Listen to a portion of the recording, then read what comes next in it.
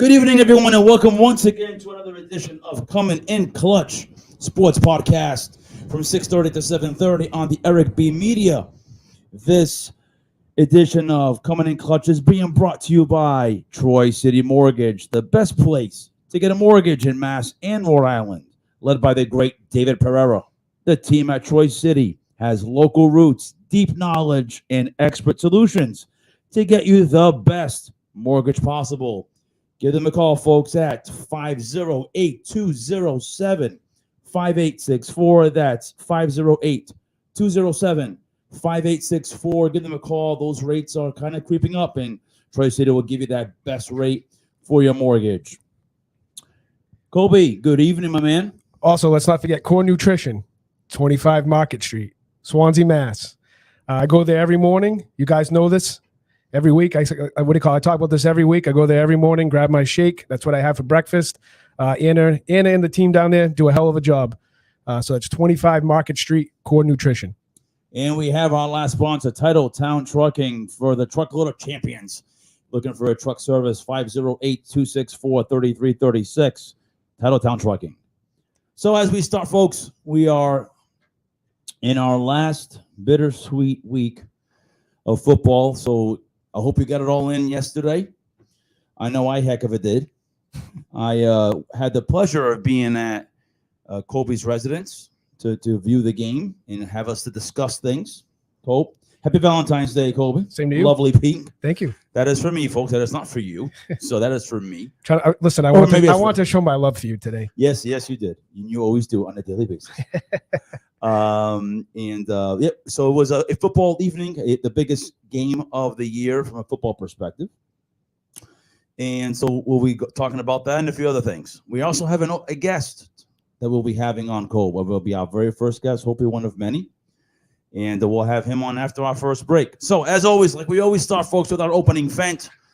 And I think I go first. Go ahead. You got Excellent. So the first one begins with you, Bruins and Tuukka Rask. Thank God.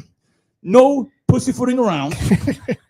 All right. I am glad you're gone, Tuukka.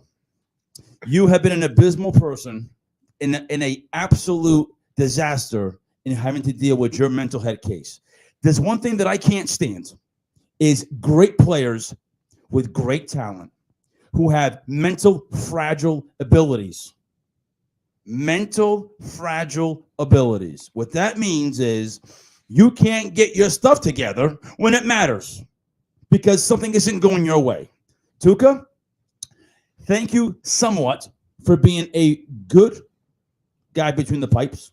Statistically, you're right up there with Dominik Hasek. You're not Dominik Hasek. Not even close. Dominik Hasek was a plethora of a disaster. He was a big boy when it mattered with big games. Now, I know that they went to the Stanley Cup twice, and both times he had great games that he stole, and he stood on his head. But there was a lot more of in his head inconsistency and fragile and weakness that I really didn't want. Now, he'll probably retire. Hopefully, they'll retire his number. I don't know. For the sake of the people who like Tuukka. But if they don't, I'd be fine. I'd be okay with it. And he's probably going to get into the Hockey Hall of Fame, which I could care less. Yeah, but I don't know if he'll get into the Hall of Fame, but he's definitely going to get his jersey retired. Yeah. You know that. Yeah. So, I mean, he might get in there because of the numbers. All I'm saying is farewell. I would have taken you to the airport last year. So I'm glad that you're gone. There was a lot of hype with you right around Tim Thomas's era. And he was just the guy that just fell short, really, when it mattered to be one of the greats. The greats of Brodeur, the greats of Patrick Roy, Dominik Hasek, players like that. That's what I wanted Tuukka to be. Now, did he have the physical sets? Yes, he did. He played the butterfly better than any person and any coach and any goalie that I've seen. And he gravitated to it. He worked on that. But just when things were not going his way and he wasn't feeling 100%, it was a detriment. And Chara saved his rear end many times in the prime of Chara. Mm-hmm. And then Chara leaves. McAvoy's in there, totally different kind of defenseman back there. So, good riddance. I don't care if you're upset, fans, if you're Tuukka time was what I heard all those years ago. Tuukka. Yep. So he can go. And I think we actually had Vladar and Swayman. That combination last year I thought would have been the combination for us to move forward. They didn't want to keep Vladar. They bring in Allmark, who's another hot mess. Skid Mark. Yep, Skid Mark. So if you're upset about him leaving, I'm not. So if you want to call in and rebuke that, you can at 508-974-3040. I'd love to hear from you. All seriousness, the retirement, it was overdue. So it was overdue. I think he should have left. And even last year in the bubble, there were some things going on with family. And you have to know what's going on. I think the Bruins were patient with him because they felt like they deserved it. And the minute he said he didn't want to go down to Providence to rehab, do you know, Tuca, that there have been baseball players who are studs who have to go down for rehab? Are you an idiot? You would have gone down there, see how you're doing in Providence, maybe give a few wins to AHL. It's all about getting reps. Reps. And he didn't want to do it. So that is my vent with that. I do have a couple of other things as we go on to the podcast, but good riddance, and I'm looking for a new chapter with the Breeze and going forward. Colby, you're up. So my vent was going to be about basketball and the Celtics, but we're going to get to that. Okay. Oh, yeah. So I'm not going to start that right now. But basically, my vent isn't going to be as hot as yours. Okay. Too bad. It's a shame because it's Monday and I'm hyped, but go ahead. But I want to know why everybody automatically assumes that Joe Judge is going to be the offensive coordinator of the New England Patriots. Okay. He didn't get the title. Okay. And everyone's already assuming that he's going to take it over. I can tell you right now, I highly doubt he's going to take it over. I highly doubt it too. Because Mac Jones was interviewed about it and they even asked him about it and they haven't even spoken. Okay. So if he was going to be the offensive coordinator, don't you think the first phone call he would have made was to Mac Jones? A good one would do that. Exactly. So I can tell you right now that Joe Judge is not going to be the offensive coordinator for the Patriots. Okay. So I don't want to hear anybody overreacting, saying Bill doesn't know what the hell he's doing once again. Okay. And the one thing I did hear from our buddies on the 2 to 6 show that we love so much here is that apparently Adam Gase was at numerous Patriot practices last year. Okay.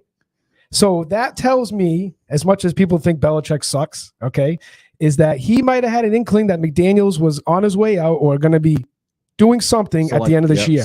And I know people aren't high on Adam Gase, but the fact that Adam Gase was already at practices last year tells me that they were transitioning him for something. Okay. So how do you feel about Adam Gase? I don't know. I'm not a big fan of the guy. I think you're a bigger fan than him. I guess he did good with Denver, but he also had Peyton Manning. You know what I mean? He should have done well, but clearly he's not a head coach, but maybe he's good at being a coordinator. Maybe that's what he should be doing. I don't know if I can focus with his eyes going everywhere.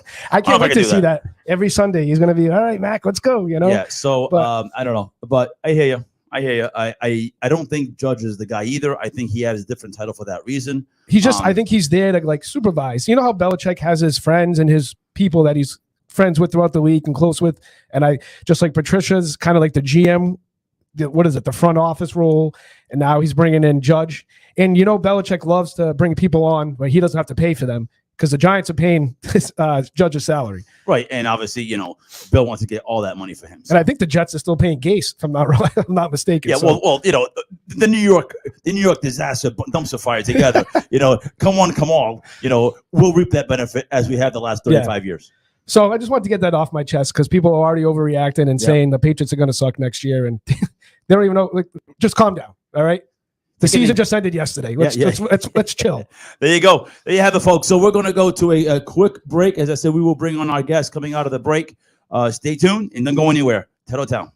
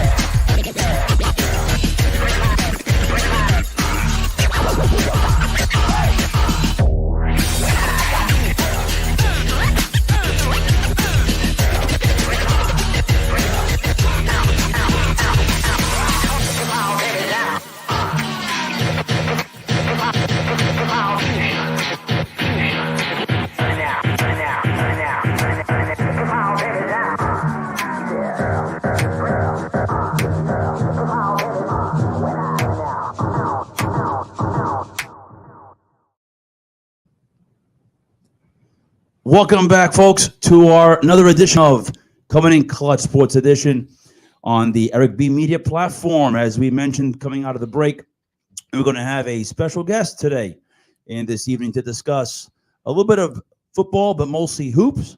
So I want to welcome everyone. Our guest to my right and your left, John. John News. What's up, John? Hey, how you guys doing? Thank you for having me. Horse, what's up, buddy? What's up? What's going on?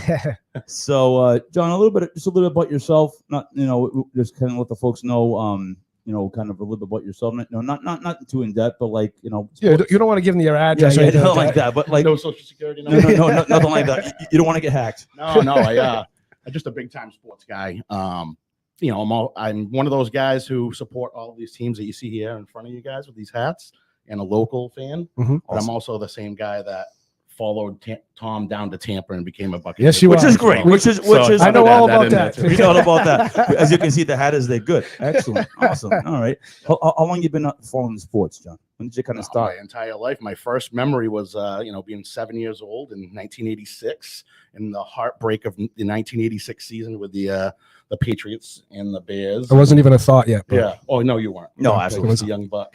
Yeah, it's about right. That's kind of when I started too. Yeah. So. Yep. Well, there you have it, folks. So we're excited to have John on. As you heard him say, he is on that pro Tom Brady going to Tampa and him following Tom, and which is exciting because it's exact opposite takes that we've had. But that's what makes sports intriguing. If everyone agreed with everything, that there would be no discussion. Correct. So it's all good. We're going to go right into it, folks, with the Super Bowl last night. So I had picked and predicted to have the Rams to take it.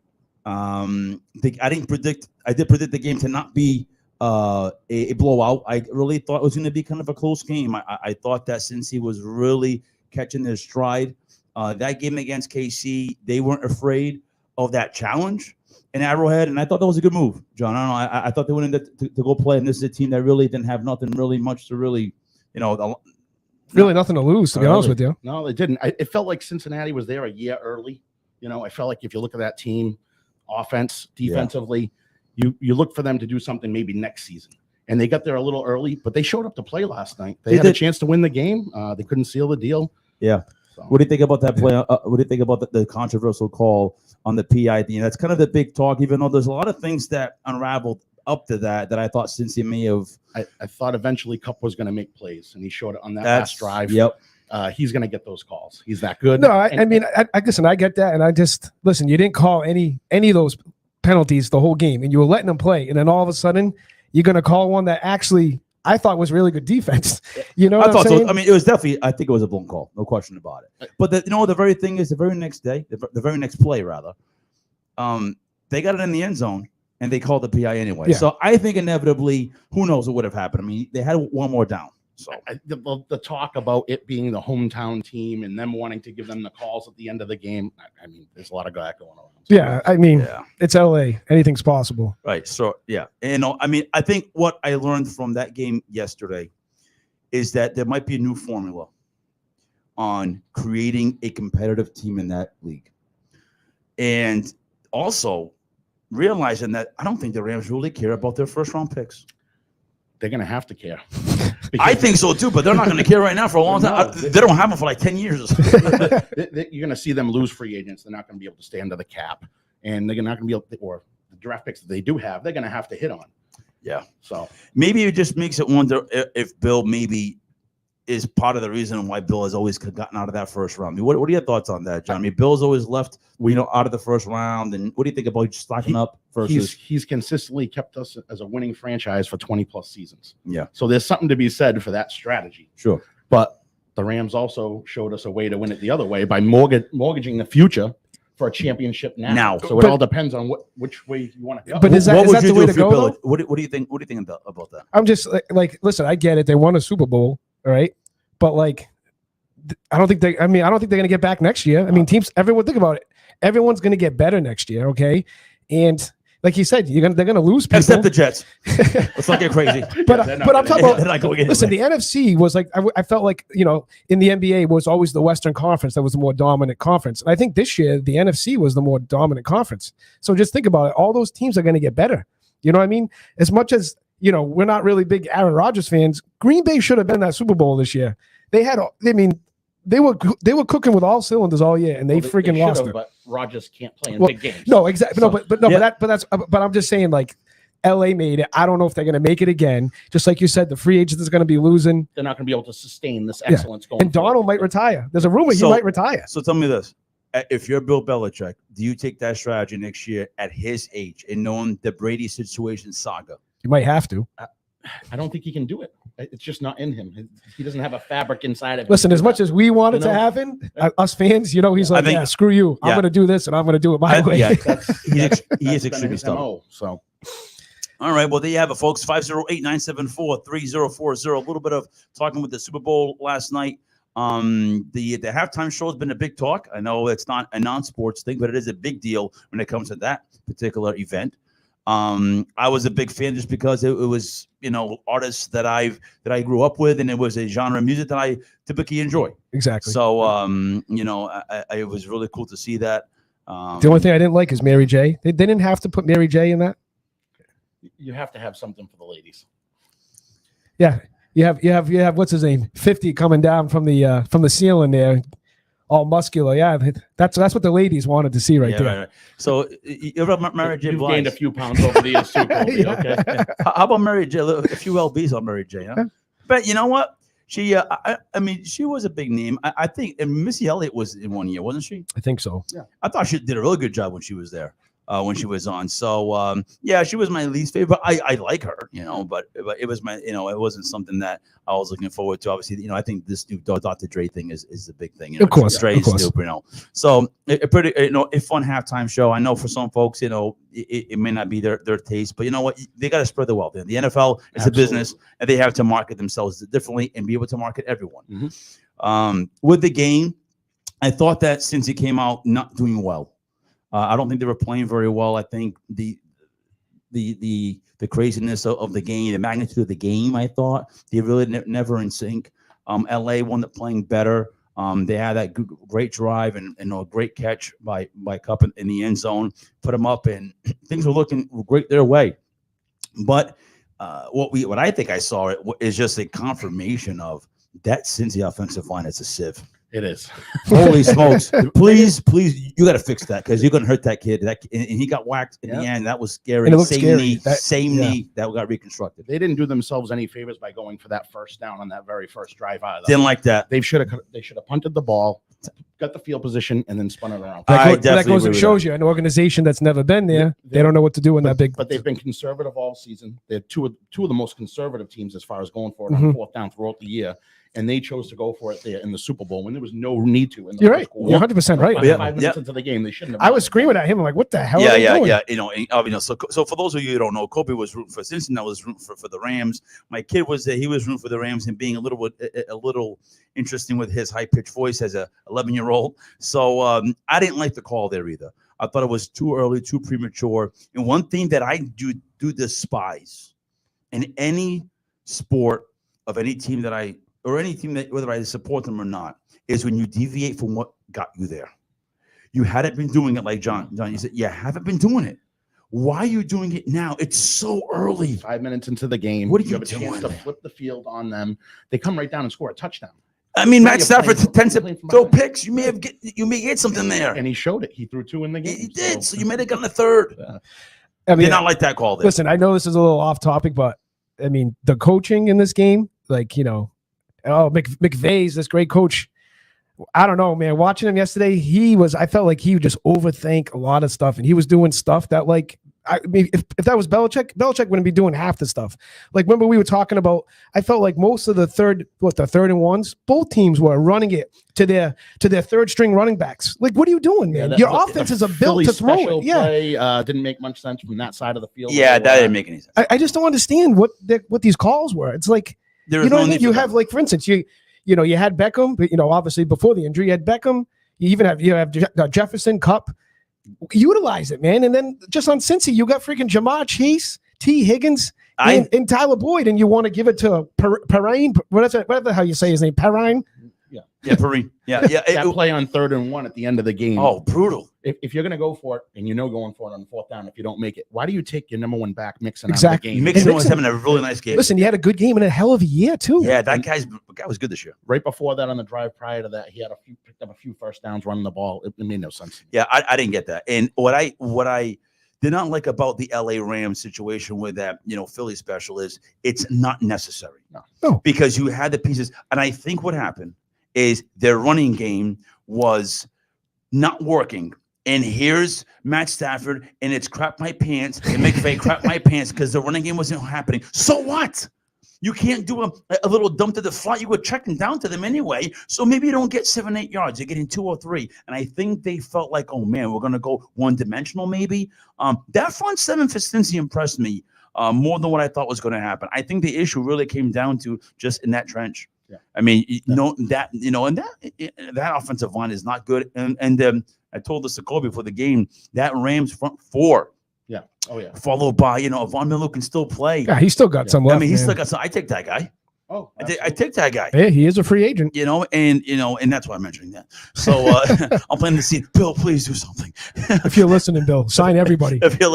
Sign everyone. Blow the budget and cut Nelson out. Yeah.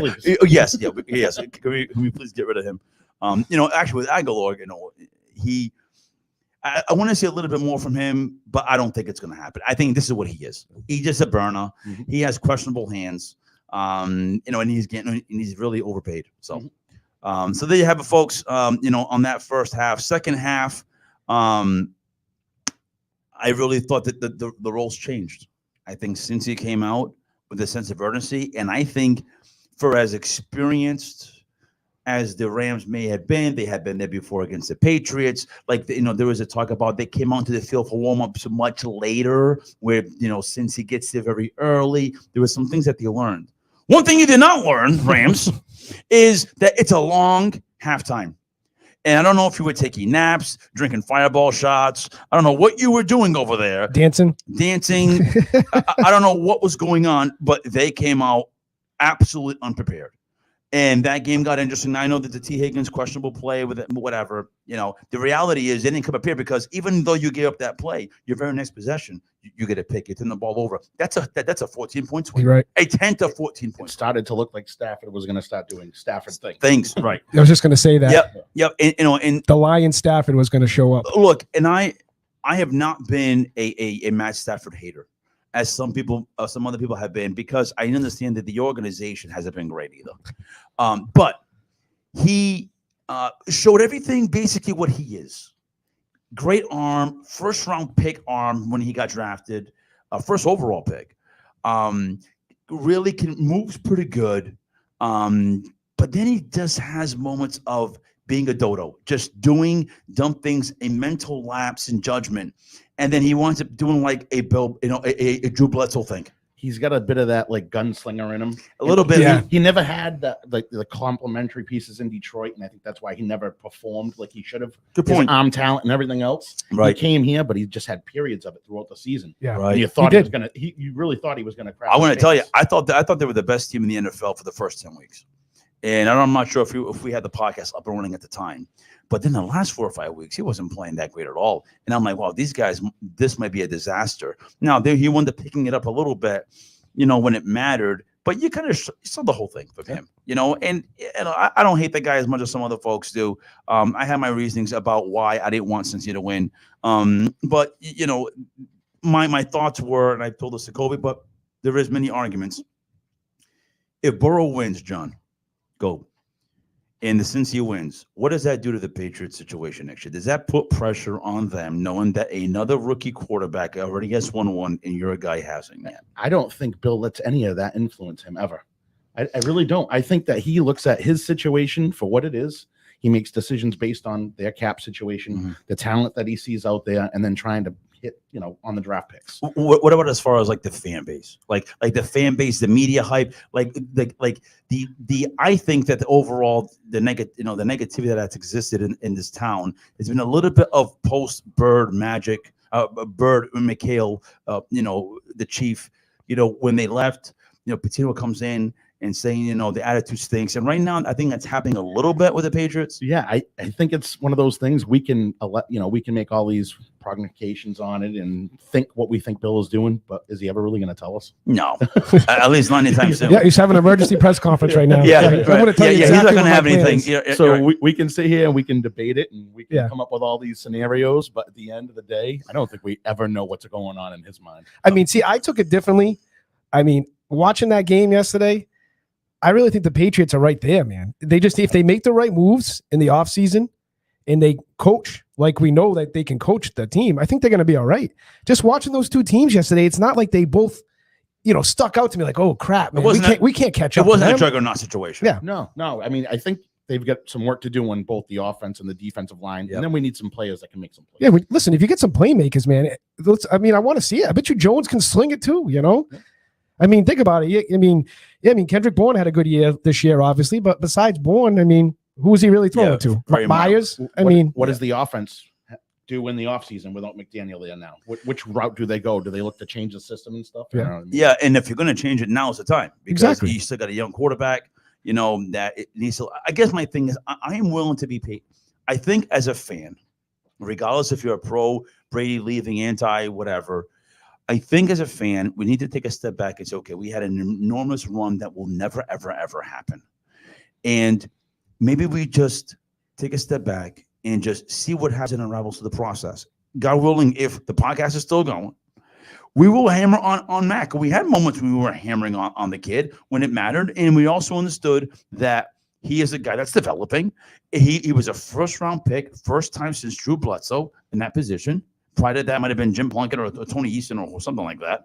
And I think I owe it to the organization to be a little patient to see what unravels, is what I'm saying. No, he's a young kid. We're going to have to be patient. And just see what happens. And after year 4, year 5, 3, 4, you see, listen, you know what? He's still making the same mistakes. They haven't gotten beyond the first round. Maybe you start assessing it then. But you know what? The guys were upset because I guess he didn't interview with the local sports people. You know what? I don't think I would either. after trashing him all year and saying, he has a doughy body, doesn't throw the zip. And he talks like this or whatever. They make fun of his voice. Because he can control the way he speaks. You know what? I'm sorry, Hub, if you're upset at the fact that you didn't get, your interview. I wouldn't interview with you either. And I'd rather talk about dandelions, rainbows, and unicorns with Fox, football than talk to you bobos who have been crapping on me the whole time. If I'm Mac Jones, I play for Alabama. This is me, Mac Jones. I played for Alabama, and I won the national championship. And I was one of the great 5 that got drafted at 15th overall. I am telling you, I would not have done it either. So good for you, Mac Jones. You and your smoke that you have. My goodness. That indeed. Wow. Holy smokes, man. Let me tell you. We've been lucky in that regard. There also was another guy that was drafted at 199 who was a little doughy himself. And looked how he turned out. Exactly. And we've talked about that. And I'm not trying to overnight. I am not trying to compare Tom with him because it's an unfair assessment. I want him to be him. And I mentioned this way back, John. Anytime you think about like life, work, any time that you're the next person coming in from a great person prior to you, there's always going to be that difficult time. Like Colby, not like I do detail, but like your dad's been doing his business for 1 trillion years, whatever he does. Will there be another guy like him afterwards? Probably not. And it may take forever and it may never find one. I had the same thing when he stepped in for his role at work himself. He had big shoes to fill. So. It happened. Then I haven't filled them yet. Yeah. Well, but no, well, I'm sure you will. But my point is that you it's natural for this to happen. Exactly. And the comparison of Tom Brady, it's just unfair. It's unfair for Tom with his success because Tom didn't want to be compared to Drew Bledsoe, but he always was compared to Joe Montana. Yeah. And for a long time, he sat on 3 rings, and Joe Montana was the greatest of all time. And then it took a 2.0, 3.0. If you watch me in the arena. Delicious, by the way. It is football porn, folks. If especially the beginning ones are really, really good. It took Jimmy Garoppolo getting drafted. Yeah, right. To revitalize. Listen, as much as people say stuff, but think about it. Bill drafted Garoppolo, and that put a fire under Brady's ass again. Woke him up, and then they won some more rings, man. I mean, people forget that. Yeah, so that was it. I mean, with regards to the the NFL and kind of putting a nice chapter to it. So, congratulations to the LA Rams. I don't really have a dog in it, but they got one. Sorry, Cincy. I think they'll be back. You're a good enough team. We're going to take a quick minute break, and we'll be back. We'll talk some hoop with the great John Nunes. Stay tuned.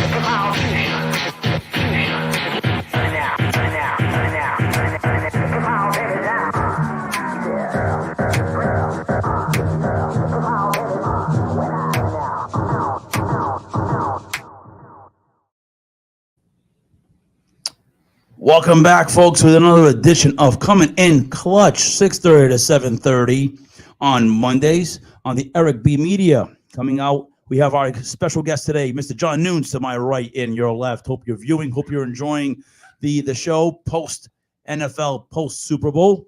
As we promised the folks who are on, I'm going to talk some hoop.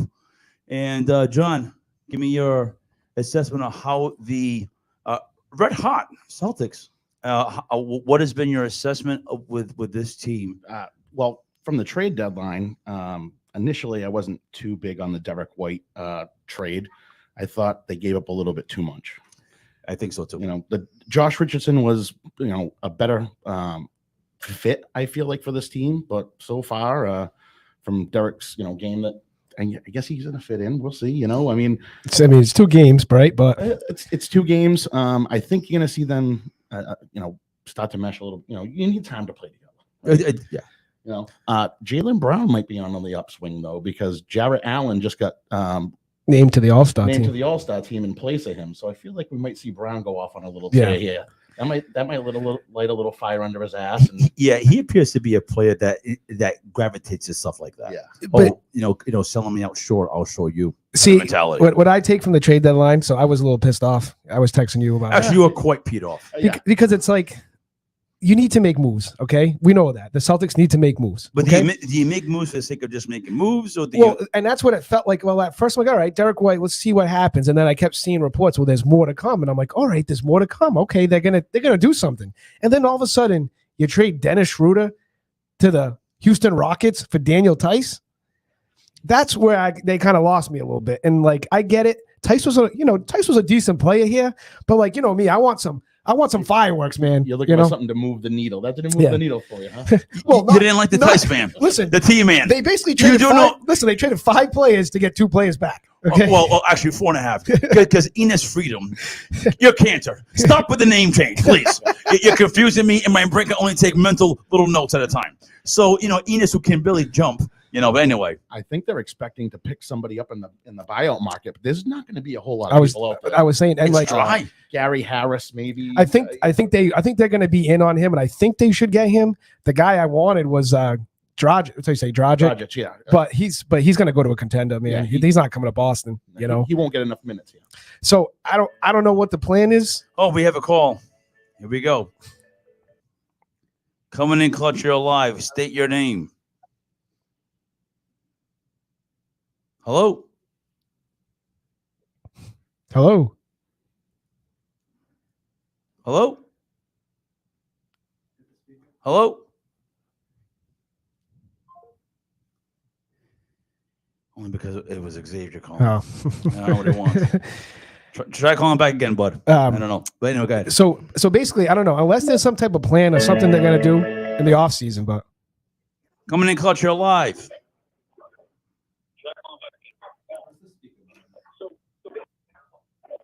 hello. State your name, buddy. Hey, this is Justin and Comin. Yeah. What's up, Just? Go ahead, buddy.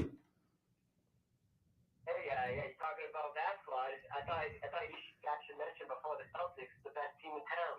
Providence College Fries. Let's go. Oh, don't worry. We are because Colby is on a tit to get that done. He's been answering all day. Let's go PC, baby. Let's go Friars. Yeah, we're gonna be talking Friars. You got to take on anything, Justin? What have you been saying about the Friars? All I gotta say is I'm not gonna be able to walk into work on Wednesday because tomorrow night's gonna be crazy. There you go. So there you have it. So Justin, for those folks who are wondering, he'll be not feeling his best after that game because he'll be attending, man. What's your prediction on the game, man? What do you think? You think it's gonna be a blowout? Think it's gonna be tight? What are you thinking? A nice Big East contest, a lot of fouls. Gonna be a low-scoring game, good defense. But I think DC's gonna pull it out in the end. Well, there you go. All right, man. Anything else you got, Justin, for the folks? I think you guys do a great job. John, you look good. Sally, you look good. Colby, I don't know why you're wearing that today, but yeah, good enough. well, it's Valentine's Day. Call back anytime, Justin. There you have it. So I think that's our first official call that we've had. And well, that actually came through, I guess.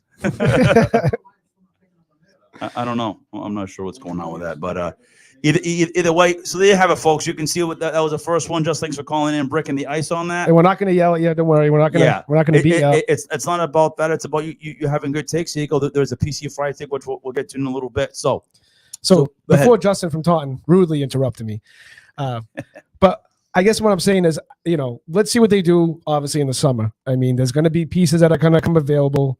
There's free agents, but the Celtics need to do something, man, because they're not going to win anything the way they're going. I get it. They made a trade. The team's playing good right now. But let's see. They're playing Philly. I know there's no Harden tomorrow night. The game's in Philly. We'll see what happens. Embiid's been on a tear. So as currently constituted, that team will not win a exactly. No. Philly, on the other hand, may win a championship because I think Harden's going to bring them exactly what they're missing. Simmons was a different dimension on that team. You're right. And Harden can shoot.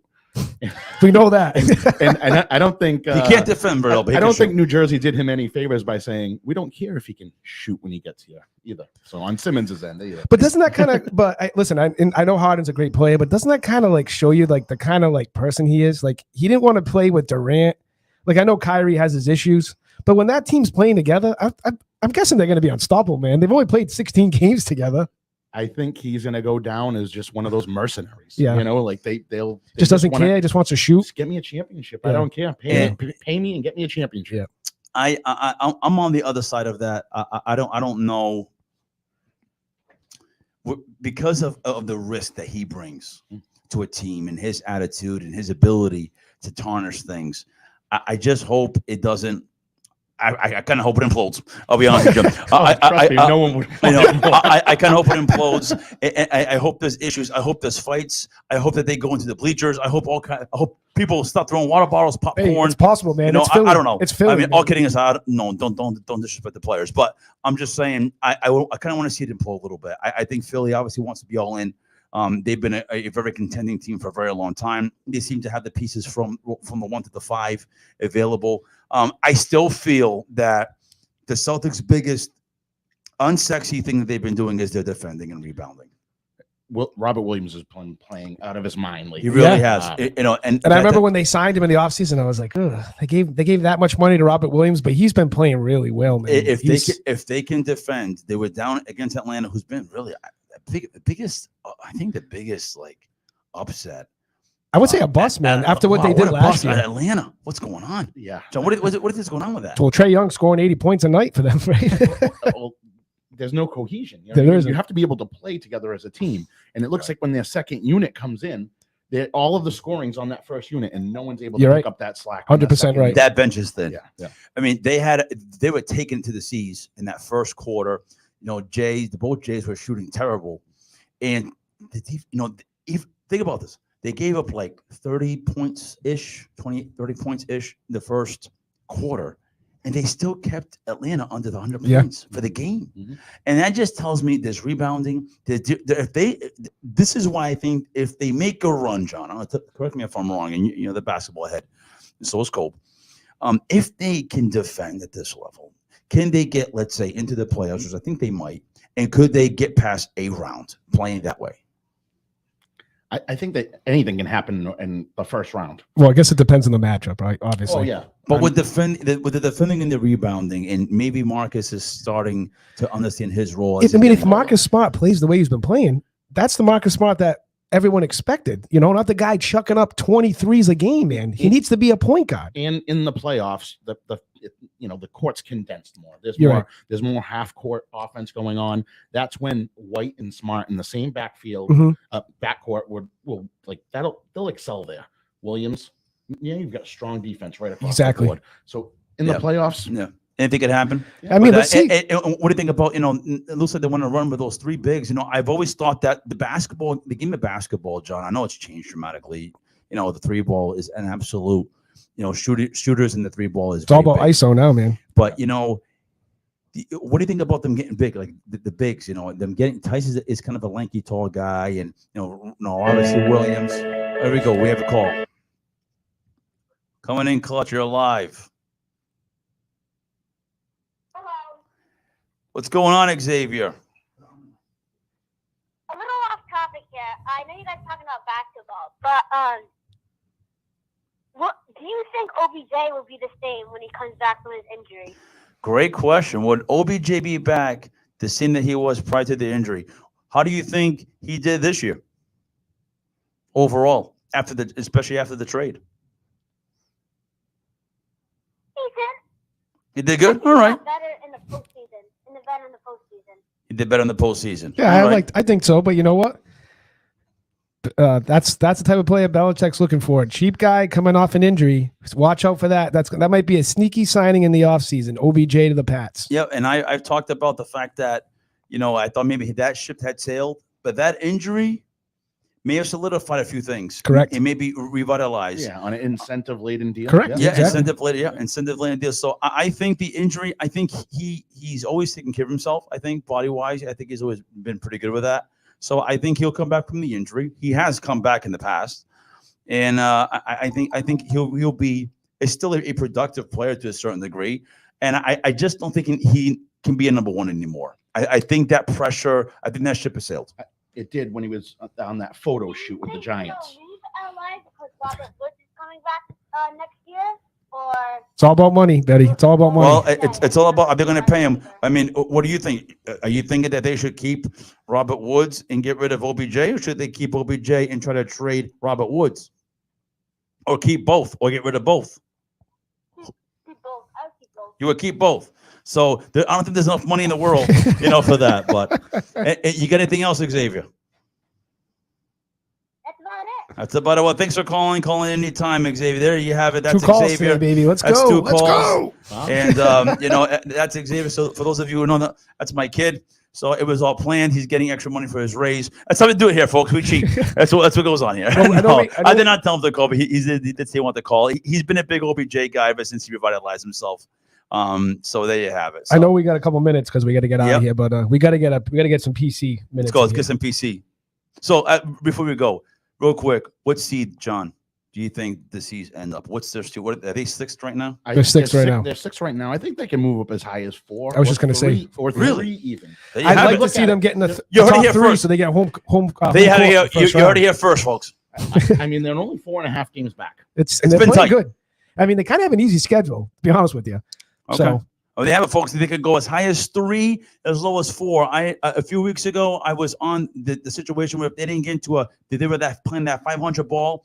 I was like, these guys, they had a stretch they could have done better, but they came out of that.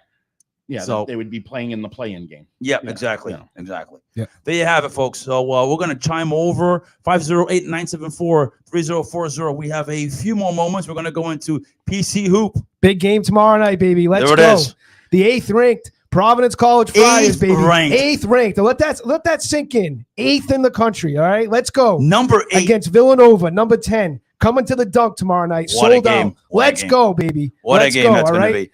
It's going to be tremendous. I actually, you told me about me going to that. I think I might, I wanted to go, but I had other commitments that could be detrimental if I don't go to. And this is what happens. We'll keep that off the. We'll keep it off the air. Yeah. So I am chopping at the bit. When Colby cordially invited me to go, I was like, I want to go. I'm like, there's something about the 15th that is ringing my bell.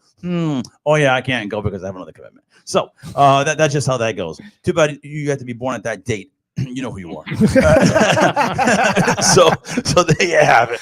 PC, when we started this podcast, they weren't even ranked, I don't think, Colby. No, but again, they've been playing lights out, man. It's tough to be PC because they don't have big name players. Everyone in the committee, that's all they choose in the top 25 is these teams that they know, like Villanova. Villanova's got 5 losses this year, okay? They have 3 losses in the Big East. Okay, how come no one's talking about that? Right. They got 3. If they're so good, why did they lose 3 times already in the Big East? In the Big East, yeah. And I get it because of the name Villanova, but they're a little overrated this year. Yep. Obviously that's just my opinion, but I just don't think they're the same Nova that's coming in here tomorrow night. What's your prediction? I know we had Justin call in. What are you thinking tomorrow? I don't know. It's tight game, man. It's going to be a tight game, but the last time they played a tight game against Marquette, they pulled it out, and I think they beat Marquette by 8. So I'm going to go with 7 points. 7-point win. There you go. All right. John, what are you thinking? Wow. I they're bringing 5 guys that average in double figures. Yes, you're right. They're a strong team up and down. They're well coached. We know that. It's going to be a close game. I hate to make a prediction on that. It's tough to make prediction in basketball. PC wins in a very, very close game. I did not get the invite to the game. I don't know who he's bringing. I'm not sure. It's a great mystery. That's for all those phone calls when I was getting yelled at. It might be. We'll keep that off the air. It might be someone who enjoys pink. So I don't know. We'll see. I'm going to say that they've been really hot, and I think they squeak it out. But it's gonna. I think 7's too much. I'm thinking it's like a possession. I think they're 13 or 14-0 at the Dunk this year. They haven't lost at home. And that my concern is this could be the game that they might lose and kind of break that streak. Well, but if there's I had that concern against the last game, DePaul, because DePaul's not really that great of a team. I mean, they've been playing well lately, and hey, they were tested and they prevailed. The crowd needs to come like it came on Saturday. It definitely does. If they're as loud as they are on Saturday, they'll be behind them. I think they win the game. Yeah. They have it, folks. So you got college hooping. Stand by that team. That team is playing for real. 20-2, tremendous. Top 8 now. 8 o'clock tomorrow night. 8 o'clock, 8 p.m. Check your local listings. Do your streaming. Do what you got to do, legally, illegally, whatever you got to do. So one quick thing before we go. Just for the MLS, I'm glad that Bruce is staying. I'm glad that Josie Altidore is here, a veteran guy. He could be like, like we had with the midfielder there. Oh my goodness, Boateng, like a Boateng. So welcome, Josie, 32-year-old guy, veteran. The guy's got amazing abilities. I think he's a national team guy. And he's a big name that people know. It's going to be a big play. I think they're going to lose someone. I think they're going to lose probably. They're going to lose the Polish guy. They're going to lose Puska. I think he's going to go to Europe. So I'm looking excited for the MLS season as well. So that's all I think we have for today, folks. Thanks for coming in, John. Thank you so much for coming in. Thank you guys for having me. No problem. We'll definitely have you on again. We'll have John on again. So hope you enjoyed the listings. Hope you enjoyed the talks. Hoop Talk. We'll be talking more about hoop now. We'll be talking more about hockey, and the MLS season right around the corner. Baseball right around the corner. So that's going to do it for us. Until next time, same station, and stay tuned. And we are out. Being brought to you by the great Troy City Mortgage, the best place to get a mortgage in Mass and Rhode Island, led by the great Dave Pereira. The team at Troy City has local roots and deep knowledge and expert solutions to get you the best mortgage possible. Give them a call at 508-207-5864. That's 508-207-5864. This edition of Coming in Clutch was brought to you by Troy City Mortgage. Thank you, folks. We are out. Hold on, Nelson. and we Go can't ahead. and we Oh, yeah, can't go ahead. forget DJ Classic. All right. Yeah. An Yes. instant classic. All right. Don't forget to book DJ Classic at bookdjclassic@yahoo.com. So there you have it, folks. So hope you enjoyed the show. Hope you enjoyed the guest. Again, John, thanks for coming by. Thank you, guys. Thanks again. I'm Nelson, I'm Colby. and we are out. We'll see you next time.